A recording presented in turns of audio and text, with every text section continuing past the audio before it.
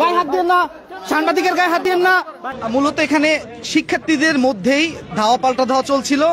এই অবস্থায় আমি এখানে যখন লাইভে চলে যাই আমার অফিসের অনুমতি সাপেক্ষে, তখন সেই জায়গা থেকে হঠাৎ করেই আমার উপরে আইসা হামলা করে এবং সেই সাথে আমার ফোন এবং আমার ডিভাইস কেড়ে নিয়ে যায় এবং আমাকে লাঠি দিয়ে মাথার উপরে বাড়ি দেয়।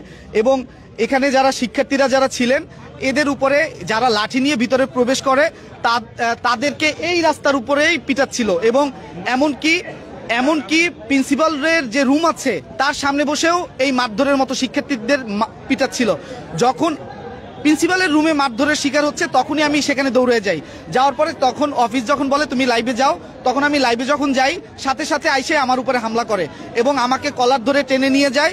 এই পর্যন্ত নিয়ে আসে সেই প্রিন্সিপালের রুমের সামনে থেকে এনে বলে তুই কিসের সাংবাদিক, তুই কেন ভিতরে ঢুকছিস? আমি বললাম যেখানে সত্য ঘটনা তুলে ধরার জন্যই আসলে আমরা গণমাধ্যম কাজ করি, তোর গণমাধ্যমের কাজ নাই। আমি বললাম এই সময় এসে যে আমার উপর যে হামলা হলো এবং আমার যে ফোন এবং ডিভাইস যার দাম 36,000 টাকার উপরে, সেই ডিভাইস এবং মোবাইল হচ্ছে 1,76,000 টাকা দামের মোবাইল, এগুলো তারা কিনে নিয়ে গেছে। এবং এই যে মোবাইল নিয়েছে আমি তারপর তাদের কাছে বারবার চাইছি, তারপর বলতেছে এরপরে যখন আমি এই দৌড়ে এখান থেকে আবার তাদের হাত থেকে ছুটে আমি প্রিন্সিপালের কাছে যাই, প্রিন্সিপাল গেট তালা দিয়ে রাখছে। আমি সেখানে গিয়ে চিল্লাচ্ছি যে আমার মোবাইল নিয়ে গেছে, আমাকে আঘাত করছে। তখন প্রিন্সিপাল ওই মুহূর্তে গেট খুলে নেয়, ভিতরে পুলিশও ছিল।